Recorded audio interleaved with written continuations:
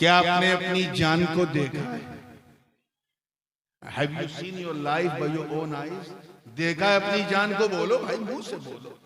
अगर कोई नाबीना खतीब आपके यहाँ आ गया तो समझेगा कि सब गूंगे, क्योंकि वो गर्दन हिलती तो देखेगा नहीं। तो जरा मुंह से बोलो, जान को देखा? कैसी बात करते हो? आजकल के नौजवानों के सामने ये ना कहना, वो तो चलते फिरते कहते वो देखो मेरी जान जा रही है। अगर कोई ऐसी बकवास करे कि मेरी जान जा रही है तो कुछ झगड़ा मत करना, हाथ उठा के आमीन कह देना ताकि चली जाए। तमाशा बना रखा है, जान ना हुई खेल हो गया।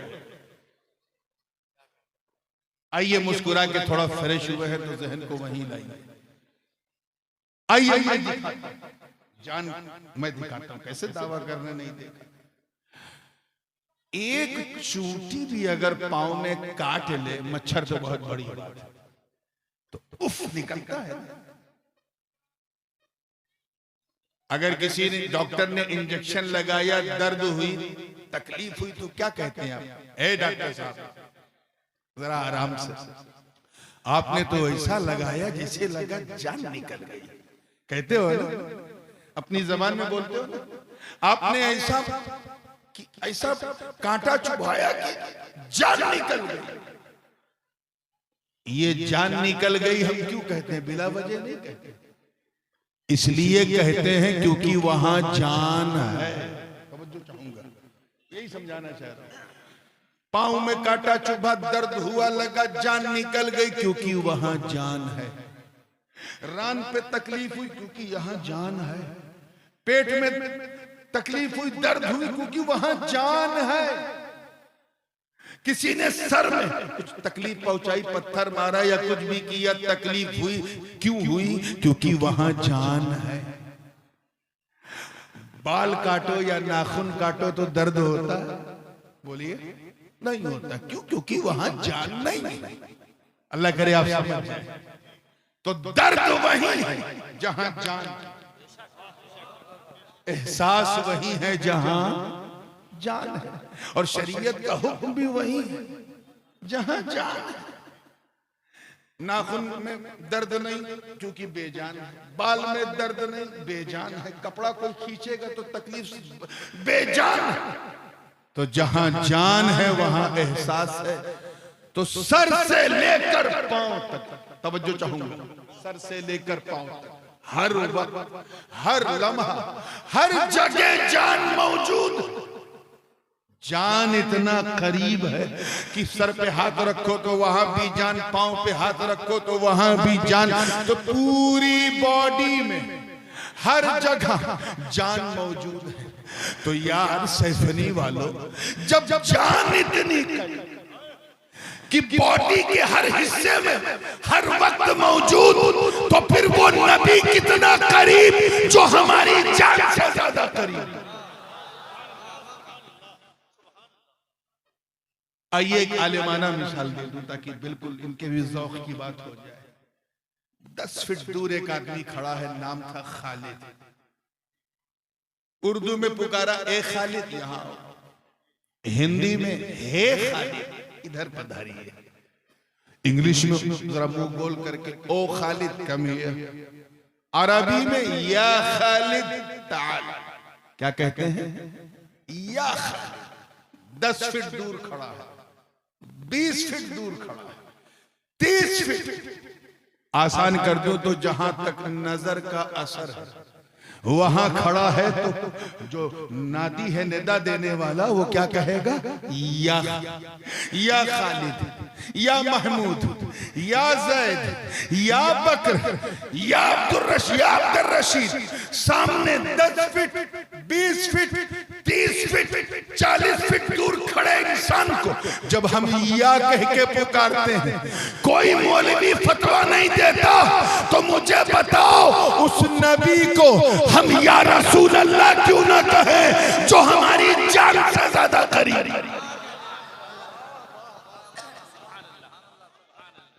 जो मेरी जान से ज्यादा करीब हैं, उन्हें मैं ढूंढ रहा हूं, मुझे हुआ क्या? तवज्जो चाहूंगा। इसी गायत कुर्ब की वजह से, इसी गायत कुर्ब की वजह से हुजूर सल्लल्लाहु अलैहि वसल्लम के जिस्म का साया न था। क्या ना था? जो ना माने साया ना था, समझ जाओ उसे कुछ आया ना था। हाँ, मुस्कुराया करो, इस पे कोई टैक्स नहीं। कम से कम आपकी मुस्कान देख के मुझे ये तो अंदाजा होगा कि अच्छे दिन तो आने से रहे, अच्छी रात आज जरूर आ गई। और मुस्कुराइए क्योंकि आप सैफनी में हैं। अल्लाह ये मुस्कान आपके चेहरों पर सलामत रखे। बिल्कुल तवज्जो से सुनिएगा। मुजद्दिद अल-फसानी, इमाम रब्बानी हजरत शेख अहमद सरहंदी नक्शबंदी फारूकी रहमतुल्लाह ताला अलैह हुजूर के पैकरे बेसाया पर बड़ी प्यारी गुफ्तगू फरमाते हैं। दूसरी जिल्द मकतूबात में फरमाते हैं कि ला ज़िल्ल लहू, तवज्जो रहे, उनके जिस्म का साया न था। क्यों न था? क्योंकि एक चीज होती है लताफत और एक चीज होती है कसाफत। क्या? ये तो स्टेज वाले कैच कर लेंगे, मैं आपके लिए बताऊं। एक चीज है सॉफ्टनेस और एक है हार्डनेस। एक चीज है जो, अब हयूला सूरत जिसमें तो आप समझेंगे नहीं, इसलिए मैं ऐसी मिसाल देना चाह रहा हूं। एक चीज वो है जो दिख रही है, एक चीज वो है जो नहीं दिख रही, गैर मरई है ना। चलिए मैं एक मिसाल दे देता हूँ। बहुत सी चीजें ऐसी होती हैं जो मिसाल से ज्यादा क्लियर हो जाती। मिसाल के तौर पे ये मुंह है, इसका एक खास हय्यिज़ तबई, एक मकान है, एक जगह है, फिक्स है। नाक के नीचे ठुड्डी के ऊपर दो गाल के बीच में क्या है? बोलिए यार, मुंह से बोलना है। मुंह है। अल्लाह का शुक्र है कि यहां मुंह है। अगर ना होता तो हम किसे अपना मुंह दिखाते? मैं आपसे बात कर रहा हूं तो ये आवाज कहां से निकल रही है? मुंह से निकल रही है। मुंह तो दिख रहा है, आवाज नहीं दिख रही। और आवाज इतनी लतीफ, इतनी लतीफ, इतनी लतीफ कि माइक और मुंह के बीच में है, लेकिन नजर, बोलिए, तो मुंह जो है वो कसीफ है और आवाज जो है वो लतीफ है। क्या है? मैं लताफत और कसाफत समझा रहा हूं। एक मिसाल और ले लीजिए। जैसे मैं आपको देख रहा हूं तो क्या मेरी आंख निकल के वहां जा रही है? नहीं, आंख तो जहां है वहां है, फिक्स है। लेकिन इससे निकलने वाली नजर इतनी लतीफ कि जहां तक नजर, जहां तक असर है वहां तक नजर।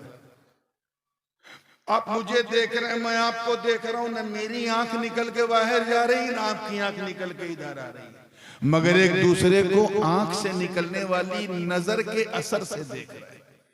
तो आंख कसीफ है, हार्ड है, नजर लतीफ है, सॉफ्ट है। तो समझ में आ गया ना लताफत और कसाफत? समझ में आ गया? ऐसे ही जिस्म का एक खास मकान होता है, उलमा जानते हैं, जो जिसमें हावी के सतह बातिन और जिसमें महवी के सतह जाहिर से ममास होता है। एक खास उसका हय्यिज़ तबई है। जैसे मैं यहाँ बैठा हूँ, एक बात बताऊं, जो मैं इस वक्त पढ़ा रहा हूँ आपको, मदरसे में 12 बजे दिन में लोग नहीं समझते, अब 12 बजे रात में समझ रहे हैं। तवज्जो चाहूंगा। हाँ बिल्कुल। और आप कह सकते हैं कि मैंने अल्हम्दुलिल्लाह हजरत से आज हदिया सईदिया पढ़ा है, नेफ्जी पढ़ा। चलिए मुस्कुरा के फ्रेश हो जाइए और देखिए जहन के साथ कि मैं जहां बैठा हूं यही हूं, फिक्स है। अगर मैं यहां से वहां गया तो वो मेरा मकान, ये मेरा मकान नहीं रहेगा। जहां जिस्म है वही उसका मकान है। तो मैं ना घटूंगा ना बढ़ूंगा, लेकिन साया, साया इतना लतीफ, इतना सॉफ्ट होता है कि 12 साढ़े 12 बजे तक तो मेरे साइज का है और 3:30 4 बजे शाम तक डबल हो जाता है, मिस्र से मिसलैन हो जाता है। आप अगर 5.5 फीट के हैं तो 4 बजे नापना, साया 11 फीट का होगा। यानी साया घट रहा है, बढ़ रहा है। क्यों? क्योंकि वो लतीफ और जिस्म कसीफ होता है। क्लियर हो रहा है कि नहीं? तो अब सवाल यहां पैदा कि साया इतना लतीफ, इतना लतीफ, इतना सॉफ्ट कि कोई अपने पांव से अपने साये को मारे, साया शिकायत नहीं करेगा। कयामत के दिन गिरेबान नहीं पकड़ेगा क्योंकि वो लतीफ। तो हमारा जिस्म कसीफ है, साया लतीफ है। लोहा कसीफ है, इसका साया लतीफ है। तौलिया कसीफ है, इसकी परछाई लतीफ है।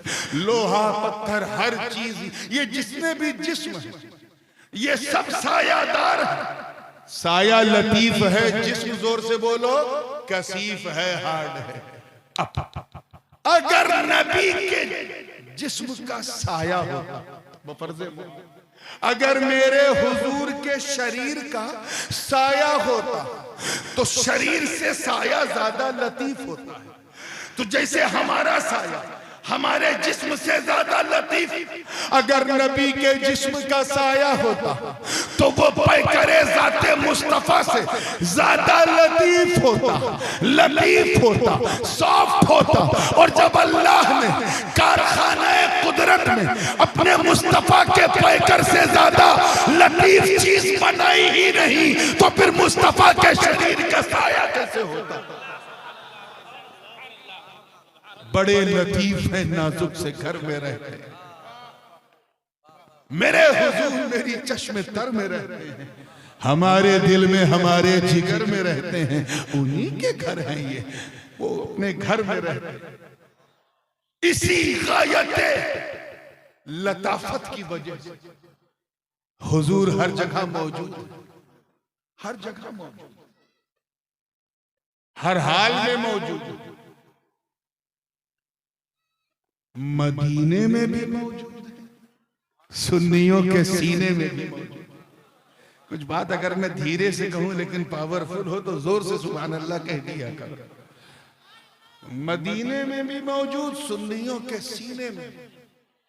आप जरा सोचो, कहां मेरे नबी का मदीना सल्लल्लाहु अलैहि वसल्लम और कहां सैफिनी का कब्रिस्तान। हुजूर आते हैं कि नहीं? ए चचा, आपके सामने है बच्चा, तवज्जो। कहां मदीना और कहां ये सैफिनी का कब्रिस्तान। आते हैं कि नहीं कब्र में? बताओ, जोर से बोलो। आते हैं ना? कोई रोक पाता? बीच में हिंद महासागर की लहरें, कोई रोक पाया?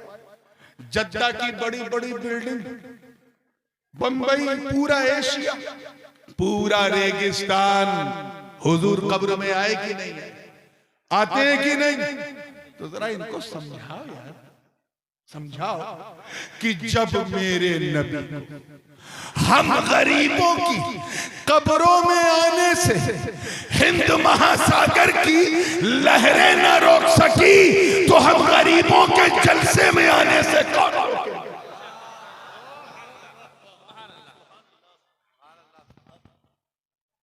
आप जरा सोचो, एक सहाबी रसूल का इंतकाल हुआ, सरकार दो आलम अलैहिस्सलाम ने जनाजे की नमाज पढ़ी, साथ में सहाबा भी हैं, अशरे मुबश्शरा भी हैं। दफन किया सहाबी को, हुजूर दफन करके गुजर गए। उधर नकीरैन की आमद, हुजूर हजरत फारूक आजम और हजरत सिद्दीक अकबर के साथ साथ अपने घर की तरफ बढ़ चले। आधे रास्ते पे पहुंचे तो नकीरैन ने पहला सवाल सहाबी से किया, तेरा रब कौन है? सरकार अपने दरवाजे के करीब पहुंचे, तब तक दूसरा सवाल किया, तेरा दीन क्या है? सरकार बाबे जिब्राइल तक पहुंचे। इसके बाद तीसरा सवाल किया, मा कुंता तक़ूलु फी शअनी हाज़ा रजुल, इस मर्द के बारे में तुम क्या कहा करते थे? तवज्जो रहे, क्या कहा करते थे?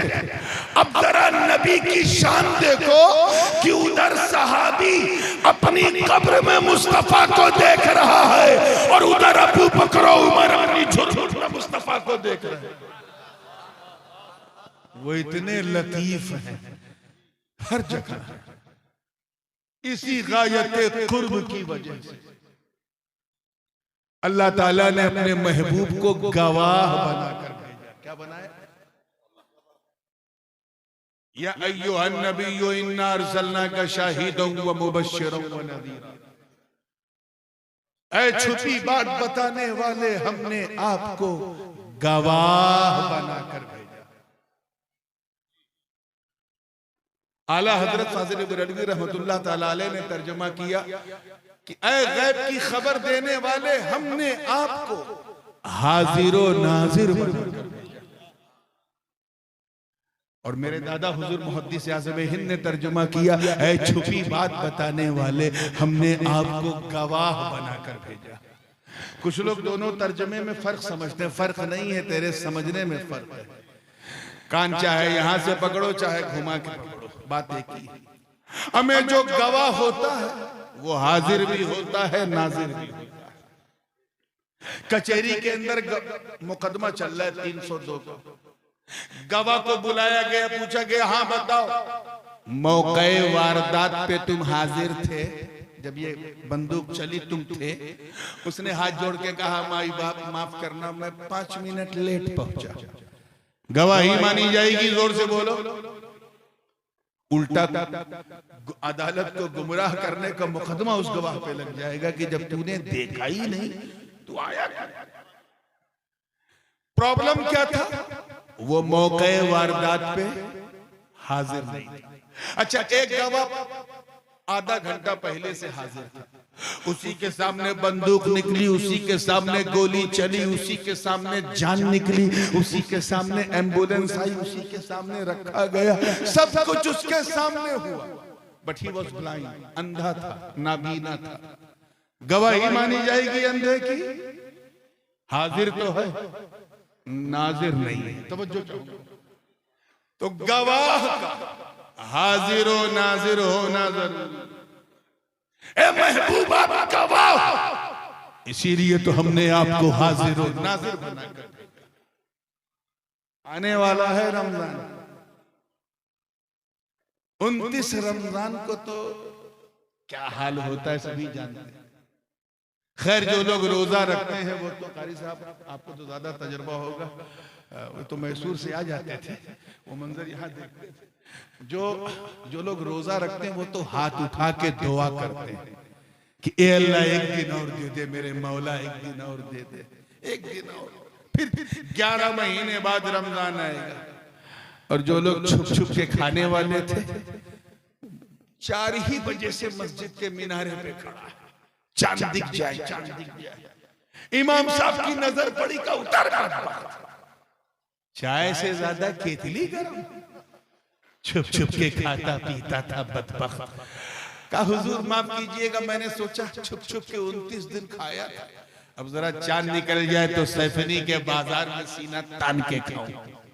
एक तो चोरी ऊपर से सीना जोरी। खैर, चांद नहीं हुआ, इत्तला ही नहीं हुआ। कारी साहब भी, मौलाना साहब भी मायूस हुए, हो जाता तो अच्छा था, कम से कम एक तरावी बच जाती। फिर एक इशा के बाद 20 रकात करता, क्या ना करता 7 बजे, क्योंकि ईद के लिए 2 गवाह शर्तें, 2 गवाह। हजरत ऐलान कर दीजिए चांद हो गया। आए इमाम साहब खुश, देर हुई लेकिन अंधेर नहीं। हाँ बेटा बताओ कहाँ देखा तुमने? कहा हुजूर देखा नहीं, मैंने सुना है। सारा मूड खराब। आधे घंटे बाद फिर 2 गवाह है, सब कुछ सुन्नत उन्नत सब है। आए कहा हुजूर ऐलान कर दीजिए चांद हो गया। इमाम साहब ने देखा, चलो अच्छा ईशा से पहले आया। हाँ बताओ कब कहाँ देखा? तो वो मेरा भाई सऊदीया में रहता है, उसने वहां से खबर की है कि वहां हो गया, मैंने सिर्फ सुना। फिर मूड खराब हो गया, या अल्लाह क्या मैं सुनने वाला? इसी बीच ईशा का वक्त हो गया। ईशा की नमाज के बाद भी मौलाना ने गर्दन घुमाया, शायद कोई दिख जाए तो तरावी अभी भी बच सकती है, लेकिन नहीं, तरावी हो गई। फिर सुनने वाले आ रहे हैं, सुनने वाले आ रहे हैं, सुनने वाले आ रहे हैं, 10 बज गया। अहले सुन्नत की मस्जिदों में अजान देने वाले लोग तब अजान देने के काबिल समझे जाते हैं जब चलने के लिए हाथ में डंडा आ जाए। जबकि सच्ची बात यह है कि हुजूर ने फरमाया कि अगर मैं अपनी उम्मत पर जाहिर कर दूं कि अजान देने का सवाब कितना है, तो एक दूसरे पे सबकत करने के लिए कुछ भी कर ले, क़िताल तक कर ले। और तुम बुढ़ापे का इंतजार करते हो। तो वही हाल था, मुअज्जिन का डंडा लेते हुए आए, कहा कि इमाम साहब अब सो जाइए, सब सुनने वाले आ रहे हैं, इजाजत दीजिए मैं मस्जिद का दरवाजा। इमाम साहब ने कहा देखो वो जवान थे, चचा आपको सोना हो तो सो जाओ, मैं इतनी जल्दी दरवाजा नहीं बंद करूंगा, शायद कोई देखने वाला।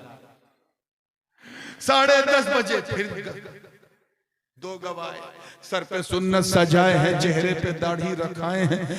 इमाम साहब ऐलान कर दीजिए चांद हो गया। और इमाम साहब अंदर अंदर जले भुने बैठे, लगता है ये भी सुन के आ रहा है। तो पहले ही बोल दिया क्या तुमने भी सुना है? तो वो तो देख के आए, उन्होंने कहा नहीं हुजूर हम गवाह हैं, हमने देखा नहीं, हमने सुना नहीं, देखा। अरे यकीन जानो यार, जैसे ही देखा का लफ्ज सुना, इमाम साहब इतना तेज उछले कि लगा छत से टकरा जाएंगे।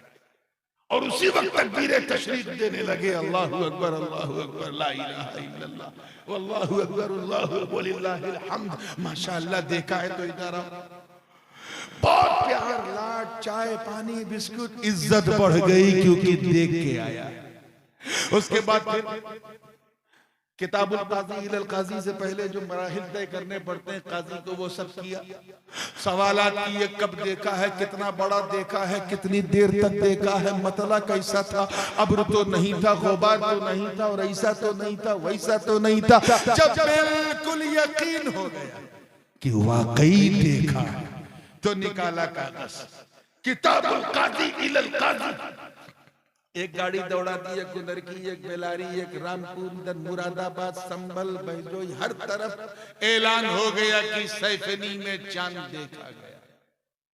कब ऐलान हुआ? जब देखने वाला। कब हुआ? बोलो कब हुआ? और जब ऐलान हो गया तो इमाम साहब ने मुअज्जिन को उठाया, कहे चचा उठिए, बहुत जल्दी थी आपको दरवाजा बंद करने की, अब बंद कर दे, अब किसी गवाह की जरूरत ही नहीं।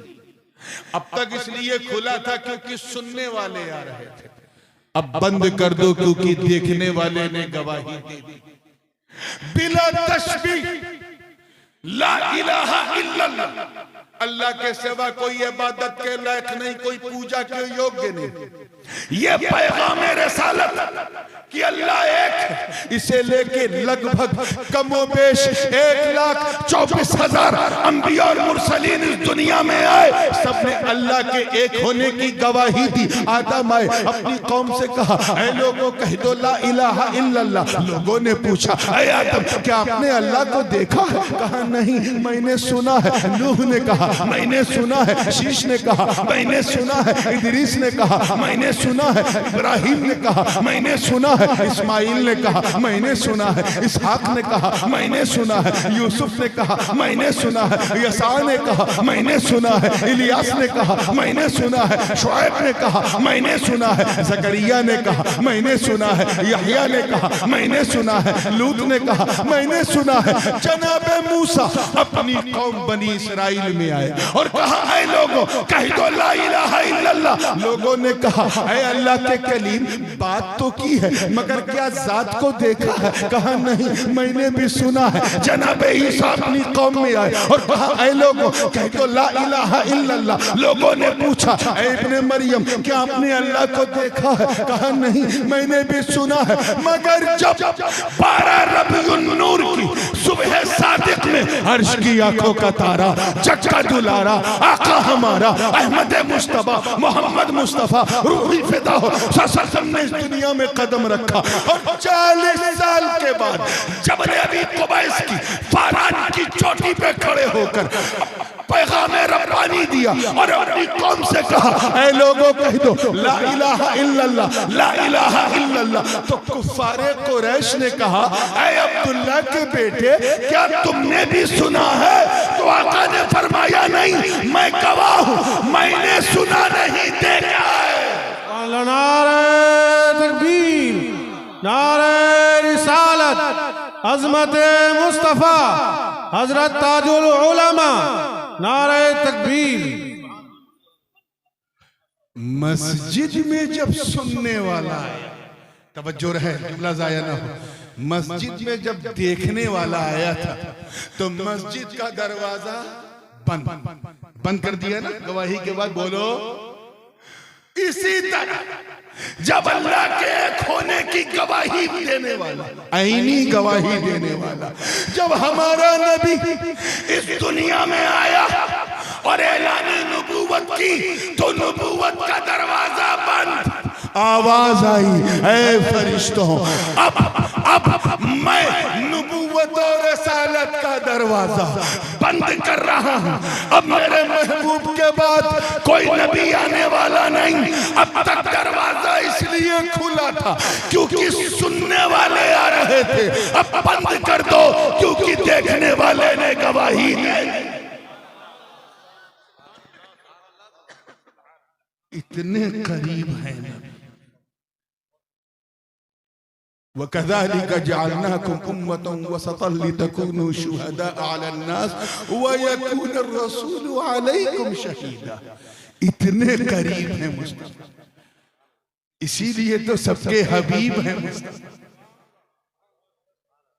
आइए, वो तो बहुत करीब, हम उनके कितना करीब, ये बहुत बुनियादी सवाल है। मेरी तरफ देखो, अल्लाह के लिए मैं चंदा नहीं मांग रहा, वो तो हमारी जान से ज्यादा करीब है। क्या हम उनके करीब हैं? नहीं। हम कैसे करीब हो सकते हैं जब हम झूठ भी बोले, गीबत भी करें, बेहयाई भी करें, बदकिरदारी भी करें, ज़िना करने वाले हम में, शराब पीने वाले हम में, बदकिरदारी में मुलव्विस हम में, बेनमाजी हम में, बेरोजेदार हम में, रात दिन शराब कबाब और शबाब में गुजारने वाले हम में, मोबाइल हाथ में लेकर चैटिंग और न जाने कितनों से चीटिंग करने वाले हम में, सब तो हम में है। हम दूर हो गए। अब अगर तुम इस्लाम का फरोग चाहते हो और ये चाहते हो कि शौकत इस्लामी में इजाफा हो, आफाको अनफुस में इस्लाम का बोलबाला हो और उसमें तुम्हारा भी कुछ हिस्सा हो, तो try to get closer to his beloved prophet. अल्लाह के नबी के करीब हो जाओ, मतलब उनकी सुन्नत पे चलो, उनके उसवाए हसना को अपनाओ। जिसे वो हराम कह दे छोड़ दो, जिसे हलाल कह दे गले से लगा लो। अरे जब तुम ऐसा करोगे और ऐसा करते हुए जब तुम सैफिनी की गलियों में चलोगे तो तुम्हें देखने वाला ये नहीं कहेगा कि मुसलमान जा रहा है, बल्कि कहेगा कि चलता फिरता इस्लाम जा रहा है। ये नहीं कहेगा कि बंदा जा रहा है, कहेगा जब बंदा ऐसा है तो मौला कैसा होगा, जब उम्मती ऐसा है तो इसका नबी कैसा होगा, अरे जब मुरीद ऐसा है तो इसका पीर कैसा होगा। तो ये है आपकी तरफ से फरोग। ये ना सोचो कि इस्लाम को फरोग देने का ठेका से उलमा का, आप अपने किरदार और अमल से फरोग